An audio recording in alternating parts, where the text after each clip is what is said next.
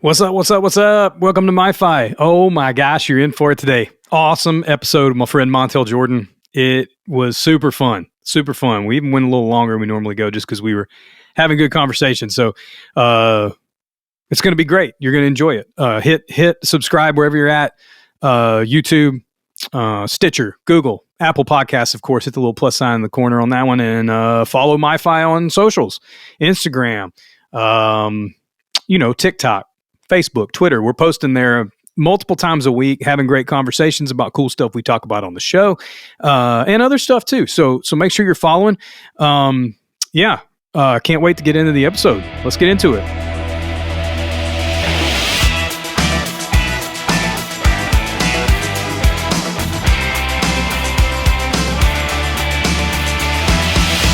Yeah. All right. Hope you guys are well, wherever you are, wherever you're listening. I'm just thankful that you're listening. I have a lot of fun doing this. I don't talk about that a lot. But man, it's just really fun. Maybe you can tell it. I get to talk to cool people about music that's influenced them and, stuff they got going on in their lives and career. And yeah, it's super fun for me. And I love the show openings. A lot of times I always get to talk about something that's like related to the guest. And today we got Montell Jordan on, one of the biggest hip hop, R&B, I should say, artists of all time. But we talk a little bit about how he got his style. And it's really interesting because it is this sort of merging of hip hop and R&B. But in the 90s, R&B had this like, it's when I grew up, so I don't have a ton of reference, but I would say 90s R&B was one of the best eras. I mean, 70s R&B, killer, probably some good stuff in the 80s, 90s also, 90s and 70s maybe, best R&B eras ever. I don't know, just my opinion. You know what I'm saying? I'm not deep in R&B, but when I was growing up in the 90s, I listened to a lot of 90s R&B, and Montell and I talk a little bit about that, but I wanted to talk a little bit about just some of my favorite R&B artists from the 90s, and hopefully you'll pull these up on Apple Music, Spotify, or whatever streaming service you listen to. Go listen to some stuff. So I want to talk about my 5 favorite R&B artists of the 90s. And we talk a ton to Montell, so I didn't put him on the list, but he would be on there, obviously. I mean, come on, dude. This is how we do it. You can't get through high school in the 90s without jamming that. So anyway, favorite 90s R&B artists. These aren't in order. I just was listening through some playlists and remembering some stuff, and nostalgia is powerful. You know what I'm saying? In the 90s for me. So anyway, let's talk about them. First, I want to talk about the Fugees. Fugees were massive in the 90s, and Wyclef and Lauryn Hill both went on to massive solo careers too. Lauryn Hill, a great R&B artist as a solo artist from the 90s as well. Wyclef too. I actually saw the Fugees open up for the Dave Matthews Band. I don't remember when exactly. Maybe it was 99. It was at the old Cowboys Stadium in Dallas, Texas. And I just remember that the Fugees were opening and Wyclef walked out with a Strat on, just electric guitar on, and he covered 2 Willie Nelson songs by himself back to back, which was just shocking to me, but unbelievable. Wyclef, incredible producer, songwriter, all that stuff. The Fugees, Killing Me Softly, everybody knows, you know what I'm saying? But they were just incredible. Next on the list, Boyz II Men. Boyz II Men was big for me. I just recently watched an episode of This Is Pop, I think is what the show is called. I've talked about it a couple times, and sometimes I talk about the same thing over and over again because I love it so much. But there was an episode about boy bands that was really about Boyz II Men getting started in the 90s, and Into the Road. Come on, man. I mean, just hit after hit after hit with Boyz II Men, and they were a part of this group of musicians from the Philadelphia sort of area that just blew up in the 90s. I'm gonna talk about another group kind of connected to them too. Boyz II Men, huge, awesome. Go watch that episode of This Is Pop on Netflix. It's killer, and it'll make you remember all the great Boyz II Men songs. Third, Janet Jackson. I loved Janet Jackson for a lot of reasons. I mean, she had some massive hits in the 90s, all the stuff. But she had a song on the Rhythm Nation record, which now that I'm thinking about it, I hope that wasn't 80s. Rhythm Nation may have been 80s. I should probably look that up. But this song was on there, and I think I would put her in like 90s R&B category. I listened to a few playlists, like 90s R&B things, when I was like thinking about this, and she was in there. So if she's not considered a 90s R&B artist in your mind, I'm going to blame it on Apple Music because they put her in the playlist. So with that said, the Rhythm Nation record, there was a song on there called Black Cat, and it had a killer guitar riff in it. And I bought that on a cassette tape when I was a kid, just because of that riff, really. You know, I'm a guitar guy, so like bought that riff, but she always like infused different, like there was part of it that was R&B and part was pop and part was rock, and you know, she was a great dancer, all this sort of stuff. I don't know, like I put her in the R&B category maybe because that maybe was like the biggest foundation of what her music was, but she was a wide-ranging artist and super incredible. Next on the list, another one of those East Coast groups, Belle Biv DeVoe. Belle Biv DeVoe. I remember I had Poison, which I'm going to talk about this record a little bit more too in a minute, but I had their record Poison, which I think was their debut album, on cassette tape as well when I was a kid. And they had a couple hits on there. But I remember they were on an episode of The Fresh Prince of Bel-Air that was just crazy. They filmed a music video in the house when Aunt Viv and Uncle Phil were gone on a vacation or something. It was one of my favorite episodes of the show. And I don't know why that matters to this conversation, but I just really liked Belle Biv DeVoe. I thought they were great. And last but not least, the last of my favorite R&B groups of the 90s, or R&B artists of the 90s, is Tony. Now, if you remember them, you remember them. But there was one of the guys in Tony, and his real name escapes me. I think it was Chris something. But he's known now as Raphael Sadiq. And he produced all these incredible people like Janet Jackson and Joss Stone. And I mean, just the dude is a phenom as an artist, but as a producer as well. And he was one of the members of this trio, Tony. And they had a song called If I Had No Loot. It wasn't like Feels Good was a big hit for them. Anniversary was a big hit for them. But If I Had No Loot was my jam. And they talked about there was a line in there that's really funny where he says something about New Jack Swing, and that was like a sound of R&B in the 90s, this New Jack Swing sound. It was like pop, R&B, hip hop, like all mashed up into one, and it was just a really unique time for 90s R&B, and I thought it was just amazing. And so there you go, Fugees, Boyz II Men, Janet Jackson, Belle Biv DeVoe, Tony, and my record of the week is Belle Biv DeVoe, Poison. If you're watching on YouTube or Spotify video, I got it right here. They actually just repressed this for a recent record store day, and my older brother was awesome enough to snag this for me from a local record shop in our hometown, and I'm super grateful because it jams. Doomy was a big hit on there. Poison, the title track, obviously was a big hit on there too, but this album is super fun, and it is like the quintessential, in my opinion, quintessential like New Jack Swing sound from the 90s. That 90s R&B thing, like that Tony, their first like 2 or 3 records all went at least gold, I think platinum, if I remember right. And that Belle Biv DeVoe record was just slamming. So go listen to it. It's a great record. But let's talk about Montell a little bit, and let's get into the interview. So if you don't know who Montell is, I'm shocked. First of all, but This Is How We Do It, massive hit. Montell was Grammy nominated, multi-platinum singer. He's most notably known for that song, but he's had a great career in music.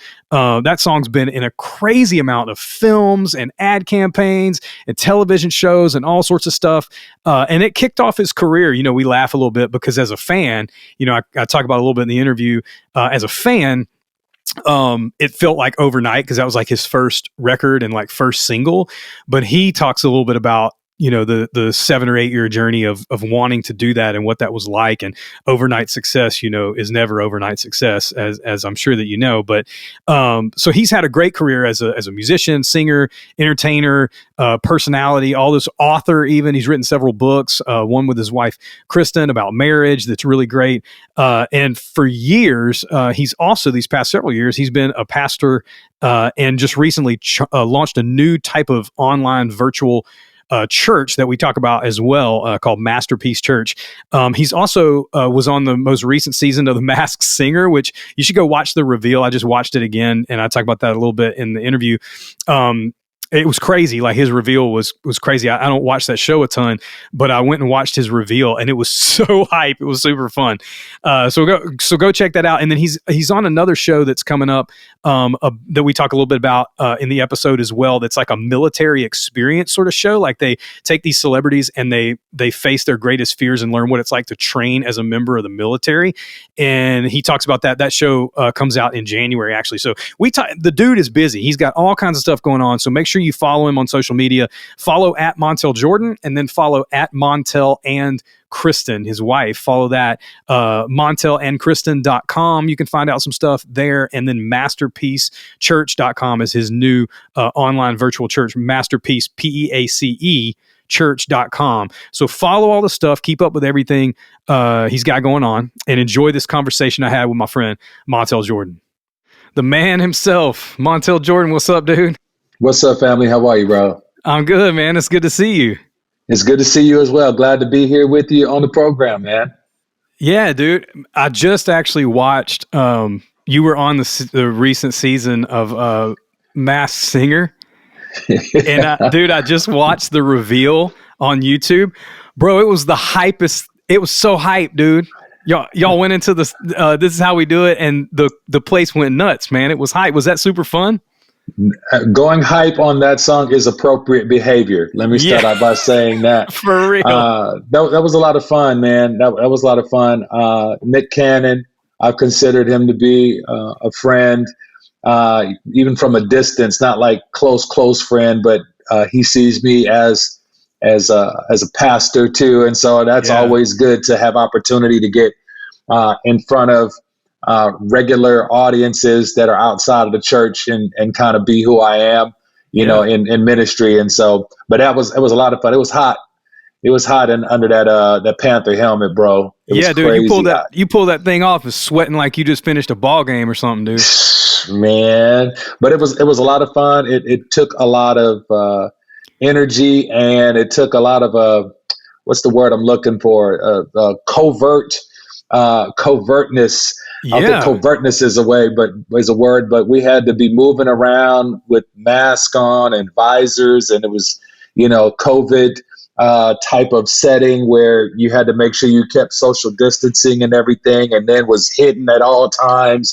Super, super secretive that they're able to keep that show on for years and nobody know in advance who those people are. So nobody figured me out. That's crazy. That's crazy, dude. Yeah, and I can't imagine that they have a lot of guests that are 6'8". You know what I'm saying? Yeah, well, what's crazy is when I walked around the set, because I figured, I would either give off basketball player or somebody really tall. I kind of hunched over when I was walking, and I fell into they called me Panther. Anyway, no one ever used my name. I was known as Panther from the time that they deemed me that. Wow. And so as they talked about Panther, the way I walked around the set, even nobody would have picked up on it. Did you get to pick the character, or was that something they did for you? It was something we did collectively, but from the moment I was thinking of being like a king of spades or something like that. I was thinking like something from a deck of cards or something like that. But the moment they showed me the visual that the designer had drew up for the Panther, I was like, oh, this is it right here. Oh, that's cool, dude. That's so cool. Hey, where are you from originally? I mean, I know that you live in the Atlanta area, like we've hung out before, but like, where are you from originally? South Central does it like nobody does. I was originally born and raised in Los Angeles, California, South Central LA, 4th Avenue and Slauson, Crenshaw District of LA. And that was my stomping grounds. Nice, man. Now, how old were you when you left there and came out to Atlanta? That would be 30 years later. I spent the first 30 years of my life living in Los Angeles and did the music, the Hollywood, I did everything out there. And then by the time I think I hit right around my 30th birthday was when we upped and moved to Georgia. Nice, man. Did you grow up in a musical family? Like, was that always around? Musical family. I cannot say we were a musical family, but I grew up in church. So my mom was musical. As she told me that from the time that I was a baby, when she would like rock me, she would put me like face down on a pillow on her lap, and she would kind of bounce her lap up and down. So from that time, kind of rhythms and things like that had always been inside of me. And because I was brought up in a Baptist church and trained by a pastor back then who saw a musical gift in me, me and a couple of other kids were brought in to play the drums and pianos and organs and everything, because musicians at that time were expensive. You know, you're talking about the Hawkins family and the James Clevelands and the Commissions and the Clark sisters, all those gospel groups, those were around the time when I was a kid. And so hiring gospel musicians to play in church could be expensive. So this pastor said, I'll create my own. And that was a journey we took as kids. And so I was the most musical one in my family, but my sisters, both of my sisters sing, and my mom sings. That's awesome, man. Did they play, your family, like your parents, play a lot of music in the house growing up? I would say our house was very, very musical growing up. You know, you had the old record player where you would play everything from the 45s and the 33s, and I just said 45s and 33s. People don't even know what that is. They think I'm talking pant sizes, vinyl records. My dad had a pretty good collection, and my uncle Sam had a great collection of records. So we were always surrounded by music. Do you remember what some of those records were? Easily. Stuff that people would not probably think of. A lot of Earth, Wind and Fire. Peter Frampton. I could remember the Ohio Players, Stevie Wonder, my favorite album of all time, Intervisions. I can see the album cover. I think mostly some of the Temptations. I used to draw the album covers. I used to trace the album covers, put paper on top of them and trace the covers, and then I would make me and my friends the people that were on that album cover, because I always wanted to be in a group, which, by the way, is why even later on in my music career, Lee, that I have lots of harmonies and melodies throughout my music, because I always wanted to be in a group. And so even though I was never really in a musical group, most of my songs have backgrounds that are really big and thick and lush, as though I was singing with other people. Man, that's amazing. Did you guys see much music outside the church in LA? Like, did y'all go to shows or anything when you were a kid? I don't remember seeing much music outside of being outside of the church. Like, literally, when I say I was brought up in church, like that was like a second home for me. It was like my house, the church, my godmother's house, which was like the church, school and back. And even school was Catholic school when I got to high school. So I was like surrounded by church all the time. I do remember my first concert that I ever went to. It was in Los Angeles. It was at the time, it was called Hollywood Park Racetrack. It's not now like a casino and stuff over in Inglewood, California. I saw Katrina and the Waves opened up the show. Chaka Khan was then on, and it was closed by Wham. George Michael and Wham. Dude, that was my first concert. If you told me that a dude who grew up in South Central Los Angeles saw Wham for their first concert, I would never believe you. Man, I'm going to tell you, when George Michael came out and that saxophone hit that, as a kid, bro, I was done. Oh, yeah, bro. I want in. Put me in, coach. I want in. What was the first? I mean, I'm sure it was the church, since you grew up in it so much. I did too. So, I got similar background, but like, what was some of the first stuff you remember singing? Like that somebody trusted you, like gave you a microphone and you got up and started leading or performing or whatever, back then you would call it in front of people. Do you remember some of the tunes that you sang? That's easy. I remember my very first song I sang in church. And I got to tell you the reason why I had to sing in church. And that was because I was pretty much a musician. I was not a singer initially growing up. I played piano, nice. And my godbrother Chappelle Crawford, who's a Grammy nominated, also a producer. He was on the organ. And so we were kid musicians growing up. There were lots of young black males in our neighborhood, 51st and Hoover, our little Baptist church, Carver Baptist Church, where we grew up. And as I started getting older, from 9 years old, 10 years old, 11, 12, 13, as I got older, the pool of Black men that were surrounding me, my role models, the young men before me, a lot of them did not fare well. Some of them passed away, some to gun violence, gang violence, drugs, jail. Like little by little, as I got older and older, living in South Central LA, it was like you didn't leave South Central LA. It was just kind of like this boxed place where you didn't leave your block's radius or go outside of your world. Wow. And so, and just on the flip side of that, understand that that's how LA is structured. LA is very, very, you're surrounded by freeways. So a person could be very wealthy, live in Beverly Hills and Bel Air, and never come through South Central LA because the freeways will take you to Santa Monica. They'll take you to the Valley. They'll take you to the airport. They'll take you out of state to Arizona.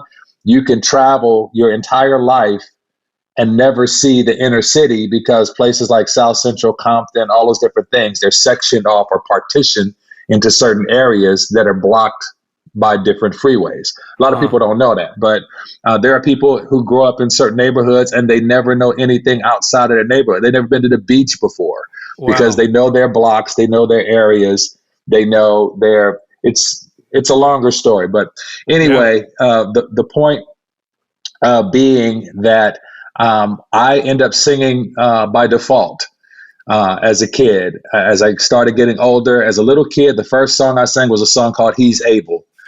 And I sucked. But I remember I don't believe that. Oh, I sucked as a kid. But they championed me. And I just said, oh, he's able to carry you through no matter what the world may do. Try Jesus for be satisfied. He's waiting just to hear your cry. Trust him in everything you do, for he'll bear the load for you. I know he's able to carry you through. Oh, he's able. That was my part. Yeah. No matter. Y'all got a free Montell concert on MyFi today. That was it, man. That was my first song. He's able. That's amazing. And, I remember that. And I remember my grandma when the church was going crazy. And so I couldn't wait to get to the, oh, he's able. Yeah. No matter. Yeah. Man, that's amazing, dude. They were so supportive back then. Wow. So growing up, people believing in you, you get this opportunity to sing. What was the transition like from you being so involved in the church, which I know that you still are? You just started this incredible thing, Masterpiece Church online, this virtual church. It's super cool. So I know that that's been a part of your life, your whole life.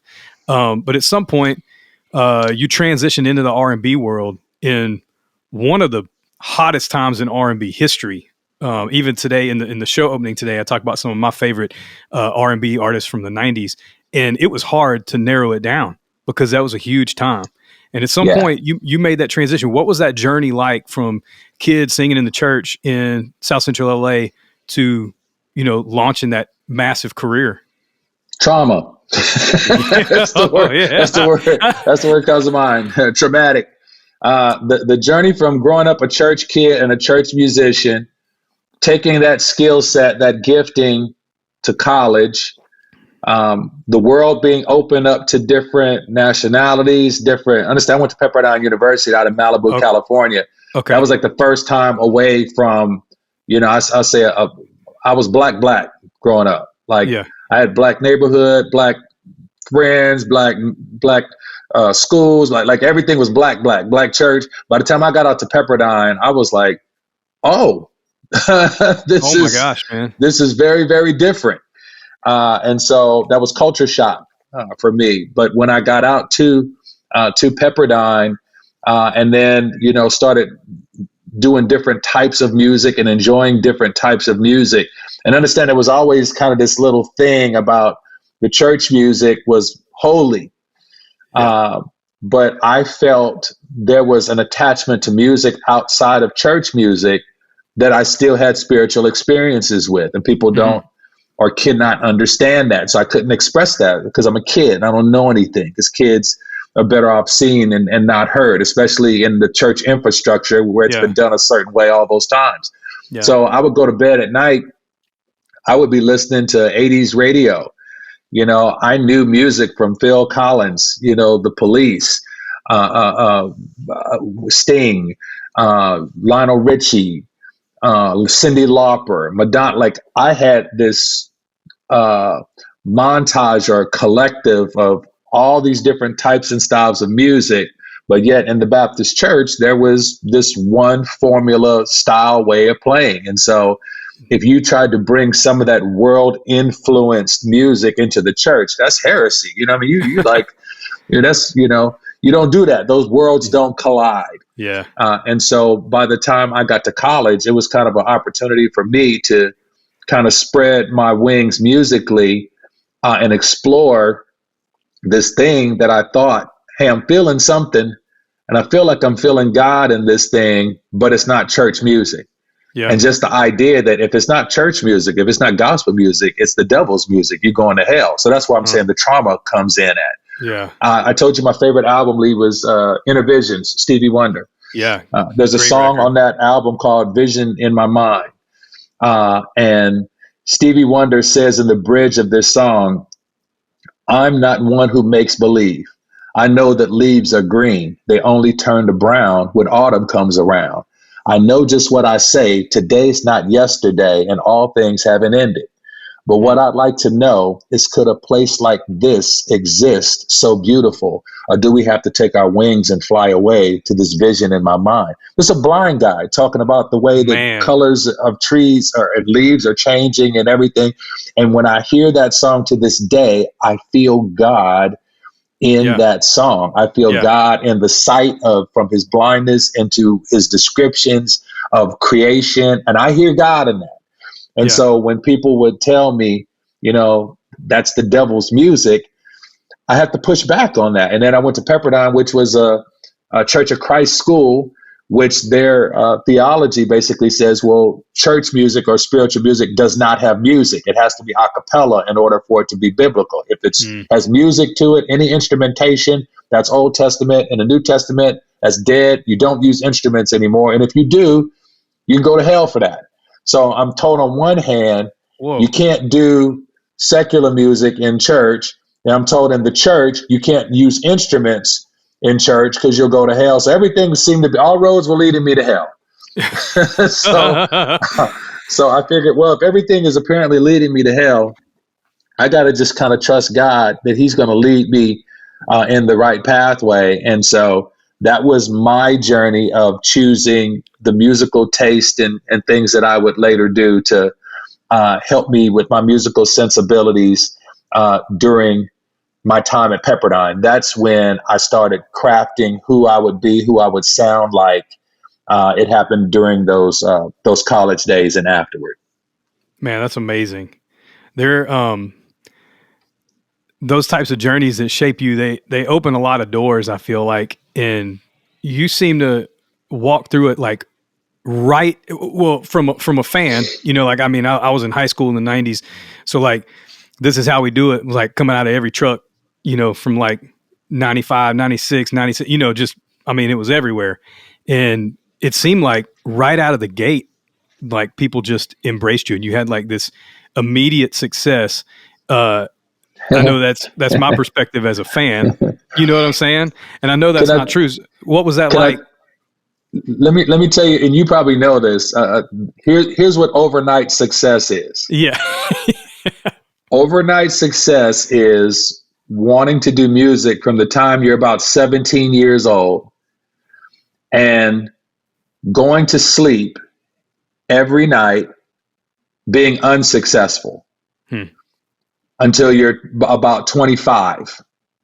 So you're talking 17, 18, 19, 20, 21, 22, 23, 24, about 9 years, close to a decade of going to bed every night unsuccessful in what you're seeking to do. And then after all of those nights of going to bed unsuccessful, finally waking up one morning and overnight success. So people don't understand that you can have a lifetime of nights before the night that you become an overnight success. That's what we miss. So, man, I came at a time when the Guy and Teddy Riley and New Jack, Bobby Brown, there was some hidden music out there for R&B at the time. And I had to carve my space out in that very, very tight window, because when I would do a song like this, they would say, "Oh, you sound like Aaron Hall from Guy." I do a song like this, they say, "Oh, there's already this guy named R. Kelly. You sound like him." And so I always sounded like somebody else. And so because of that, I was trying to find who my voice was and what my sound would be in that space. And so that was one of my challenges. And in order to carve my pathway into that R&B space, I used hip hop. Slick Rick, the Ruler, that was my rap mentor, who I loved, who I watched when people watched Rakim or they watched, all these different groups. I was listening and watching Slick Rick and his storytelling style. And so that was where I started taking rap lyrics and singing them. Yeah. And that's how I got into the music business, by literally taking rap lyrics and singing them. I talk about on a song like Something for the Honeys that was on my first album. Yep. Those words in that song, "I'm the type of guy who takes time to just kick back. I turn around my baseball cap. I have a 40 sitting on my lap, slamming the ivories until I seize a female worth my while. I'm scoping that, checking a smile. And I know that I can get it in. I hit it if she's with it. All that, get the 5 to the 6, 7 digits, call her up on my cellular, and all that I'll say to her." I was taking rap lyrics, and then I would add melody to the rap lyrics. So a song like This Is How We Do It, the whole idea, I reach for my 40 and I turn it up. A designated driver, take the keys to my truck. That right there, da da da da da da da da da da da. Nobody's saying that in an R&B song. You're not saying that syncopation's different. Exactly. And so I take that da da da da da da da da da da, and I go da da da da da da da da da da da. And so I literally carved my pathway into music by taking rap songs that I would write and then sing the rap lyrics, and that's how I got my break. You said something about Slick Rick. Is there a Slick Rick sample in This Is How We Do It? Was that part of, do I remember that right? It was sampled from Children's Story, from Slick Rick's Children's Story. Yeah. I thought I had either read that or remember that from somewhere, but that's crazy. You say, were there other artists? You said he was kind of like a, kind of a mentor or whatever to you. Were there other artists at the time that you go, "Oh man, they helped me out, they encouraged me," whatever it was in that early parts of your career? Indirectly. Like I said, I listened to 80s music. And so you got to understand, I think my first album had like 30 something samples on it.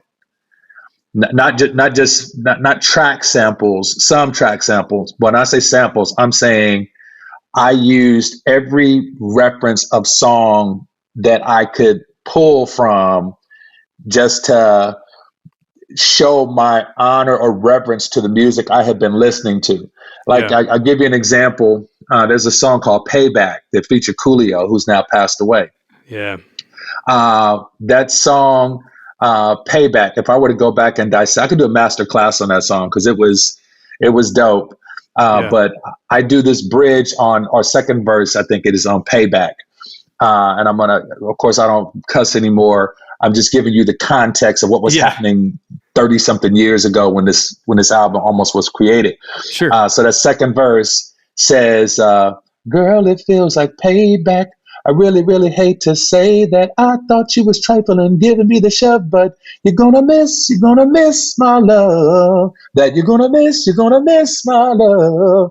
You'll never find." That's Lou Rawls right there. When I said, you're gonna miss my love. Oh, golly Wally, she was raised in hell. That's Slick Rick and Dougie Fresh. She was so unfaithful. That's Full Force. I thought she was trifling down. Like, like, oh, forgive me, girl, I'm sorry. There's a right and a wrong way to love somebody. Kieth Sweat. Like, I literally, in one song, I think I had like 17 samples. Like, Whoa. there's like all these writers on this one song, because as I was going through the song and writing and flowing like a rapper would do, I would just throw in these little shouts out to this guy, shout out to that guy. And I just mentioned Lou Rawls, Kieth Sweat, Full Force, all that's in one song.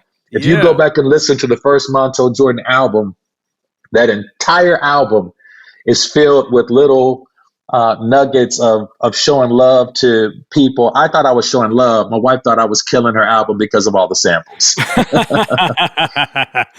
But that's what hip hop was. Hip hop at that time was taking the familiar, taking the street, I was trying to take the R&B sensibilities and put it in a rap format, and then throw it back to where people would hear something familiar, like even what I just sang to you.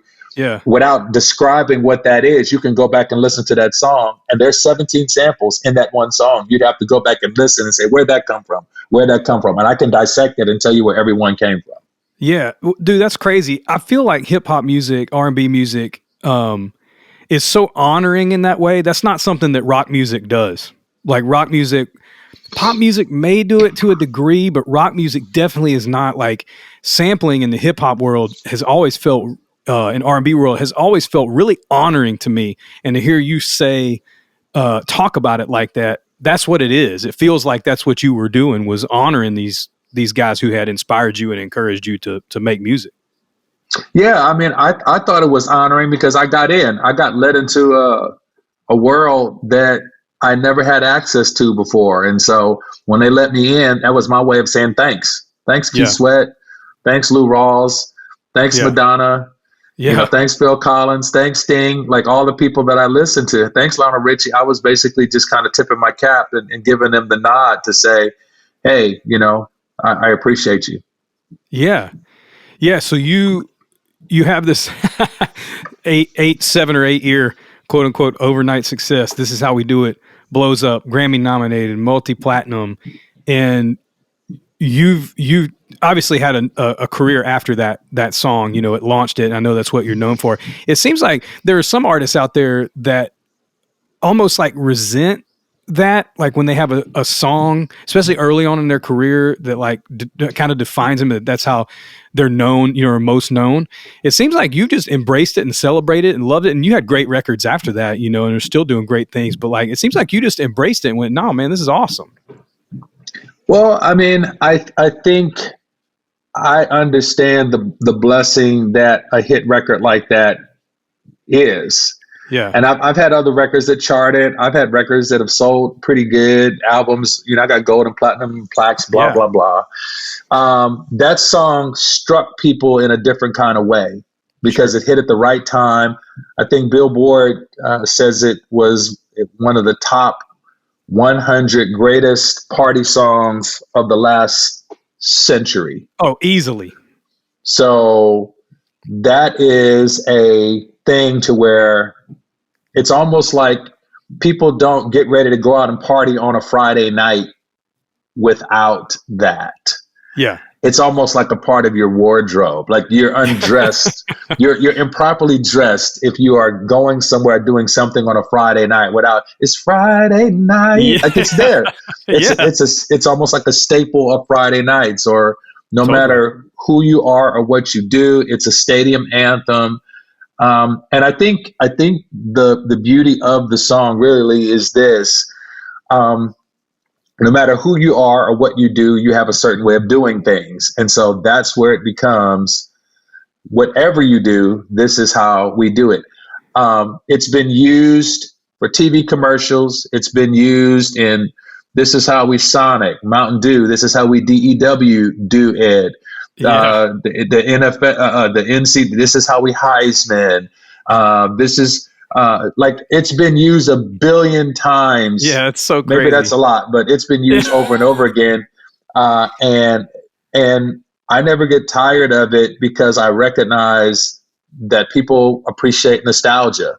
Yeah. They like what they like. I love Stevie Wonder because when I was a kid, there were songs I listened to and there were words that I ingrained in my head, and inflections and melodies and harmonies that from the original place, that from the inception of that music, it created memories for me that are burnt and seared into my cerebellum. And because of that, when I see Stevie Wonder today, I want to hear those same things from back then.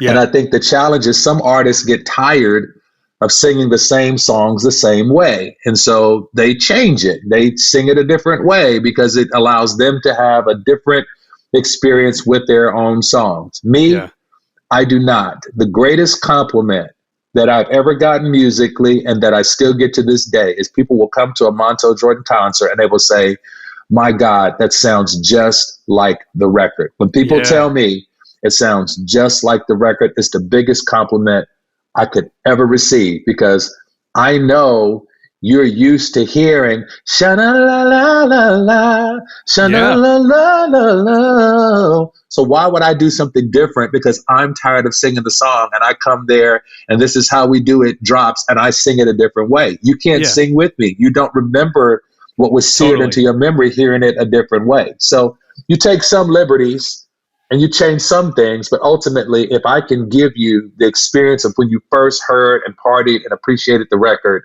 I'm doing my job. Yeah, dude. It's so funny you say that, because I mentioned that I watched the reveal on The Masked Singer on YouTube just a little while ago, and you go into the tune, and I was doing something and I had it on, and I'm like looking away from my screen, and I look back because I literally had the thought, that sounds just like, they must just be like playing the track as the show's ending, and I turn back and look, and you're singing it, and I'm like, I literally thought, like, that sounds. I mean, he's like singing just like the record. It's just like the record. Like, and I'm in it now. I can't turn it off. Now I forgot. I'm like, doing research for a podcast interview. I'm just like in 95 again in high school. Which is so great. And awesome that it's given you all these opportunities like The Masked Singer and people. I think just the type of person that you are, like being who you are, is magnetic. And so it's not just the success of the song, but people keep inviting you to be a part of things because they trust the person who's Montell Jordan, and they get real, every time. I just saw that you were going to be on some kind of military show. Like, I just caught a glimpse of this on Instagram, actually. It's like some kind of military experience show or something. Can you talk about that? Because I know it's not out yet. It's the craziest thing I've ever done in my life. Top it looks 3, like it. If not the top 1. It's a show called Celebrity Special Forces and World's Toughest Test. Drops on January 4th, 2023.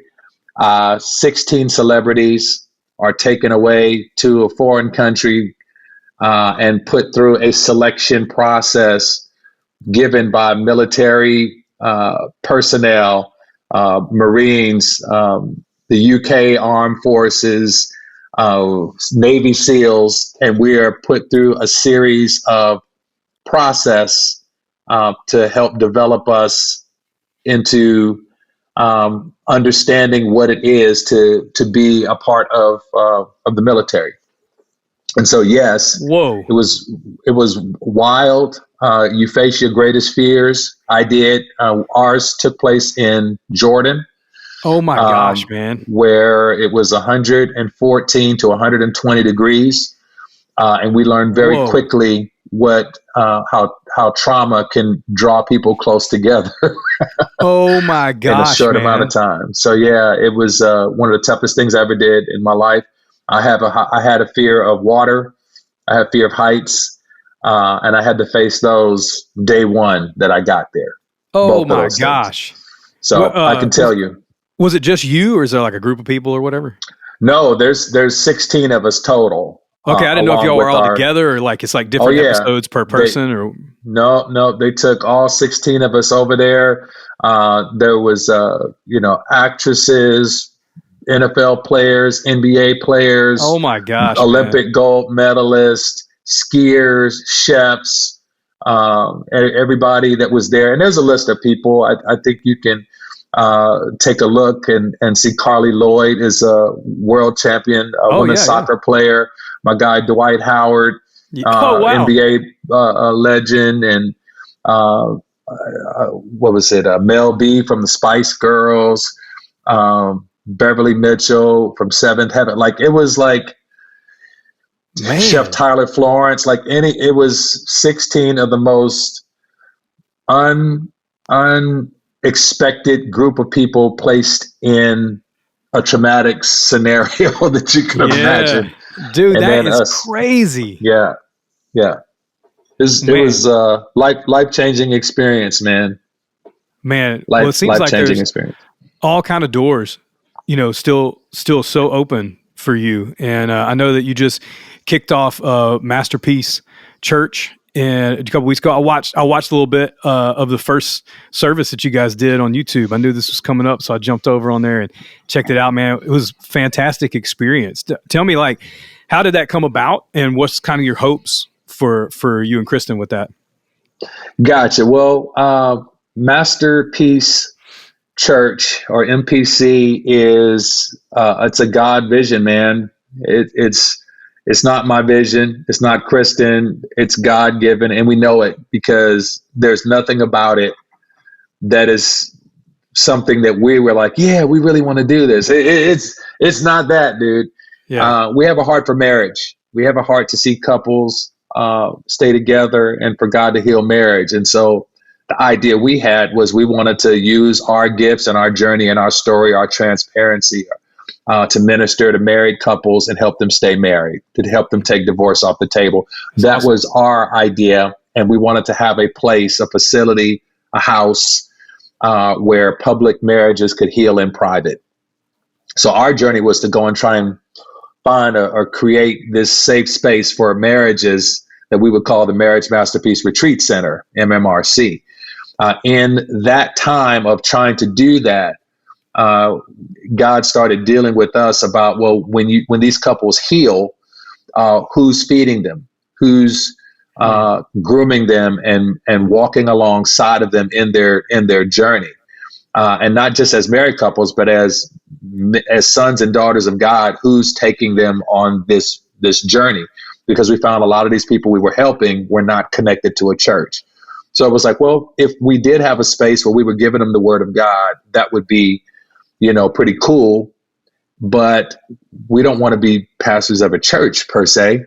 So God took us through this process of getting us to say yes to being pastors first. And that's a longer story than we have time for today. But when we finally said yes to pastoring, thinking, okay, we're going to take over someone's church, or we're going to go and serve in someone else's church. We've served the vision of other men in churches for 17 years, and we've served those churches well. Yeah. And then God, I think, kind of had us stepping out in faith to be able to say, I want you to pastor a church. I'm going to send the people to you. I don't need you to have other people from their church. I think I'm going to send you who I'm going to send to you who need to be covered.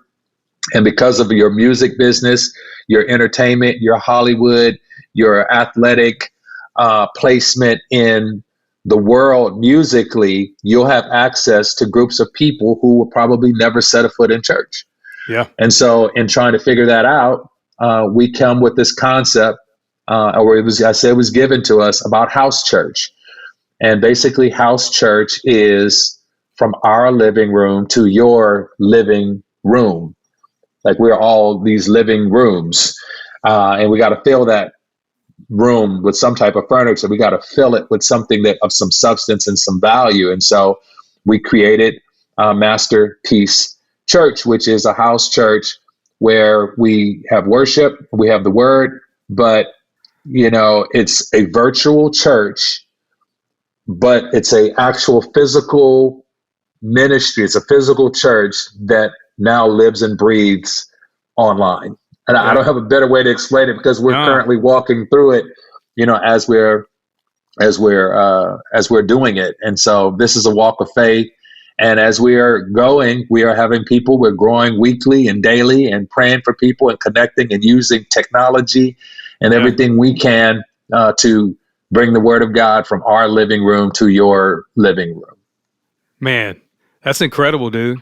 It seems like technology and even going through the season of COVID, opened up a lot of doors for people to connect virtually like that. And kind of proved in a lot of ways that, you know, you still want to hang out with people that you love. You need that encouragement. You need like people in a physical space, but it kind of proved there's more to online things, you know, than we realized, and connecting with people, even like we're doing right now. Yeah. You know what I'm saying? Like it just, there's parts of it that really, really work, and people need encouragement. They need a place to belong. They need a place to heal if they've been through some stuff, you know? And so it sounds like that's a great place. And people still need to be covered. Yep. They need to be prayed for. They need to be loved. They need to be valued. And if you can't do it in person, we've got to, listen, every church that could during the pandemic, every church became a virtual church. Yeah, you're right. Or they didn't believe COVID was real and they just kept meeting, or they realized that they had the capacity to do what needed to be done in a virtual space. And so it's just, we didn't do it kind of as a byproduct of COVID. We're doing it as the frontline vision for our church to help people have a greater relationship with God, deeper relationship with their spouse and their kids, and closer relationship with others. That's what we do. And then the goal is what we're doing, you and I right now, connecting, talking, sharing. This is what we do online, but then the goal is afterwards, how do we now apply what we did here today online, offline? Yeah. And so that's the key in trying to have a effective virtual church. Is if people are just tuning in to see Montell preach or see Kristen preach, and then that's it, we're not successful. That's a fail. Yeah. For us, I'm trying to get people to be intentional about their being online, and then get them to engage offline so that they're living in their everyday lives what they got here online. Man, that's fantastic. You have so many things going on in your life, man, so many opportunities and endeavors. And I think, again, like I said, it's just you being you. People are attracted to that. And so, man, like, best of luck in everything. Y'all, if you're listening, watch the show that comes out in January. Montell's going to overcome some fears on the show, so that'll be fun to watch. And check out masterpiecechurch.com. It's masterpiece, P-E-A-C-E, church.com. Check out montellandkristen.com, Montell, A-N-D, Kristen.com. You can follow them, Montell, at Montell and Christian on all the social media stuff. You can follow at Montell Jordan as well on all the social media stuff, and keep up with everything he's got going on, because you got a lot going on, dude. So I appreciate you taking the time, joining us on MyFi, and man, it was a blast to have you today. Lee, you're that guy, man. I appreciate your platform. I wish you many more people that will continue to follow you. You're doing quality work, and I'm grateful to be able to spend some time with you today. Hey, I appreciate that, man. You have a great one, Montell. You too, man. Take care.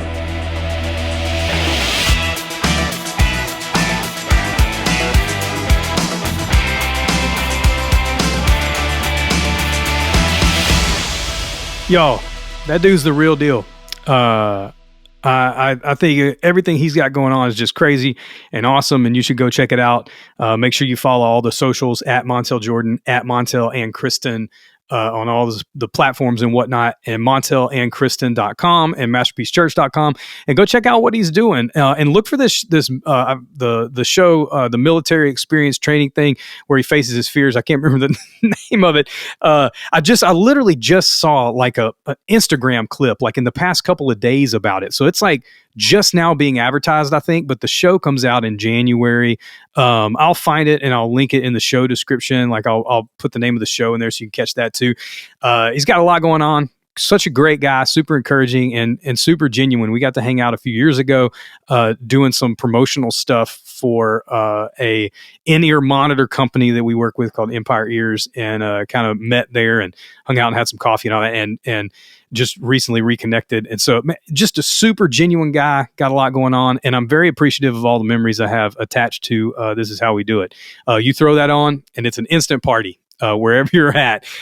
He mentioned in the interview it was in the top 100 party songs of all time or something like that. Dude, it should be like in the top 10, maybe. You know what I'm saying? It's an anthem. So you want to get the party started, throw that on. And thanks for joining us. Check out all the socials at MyFi Podcast everywhere.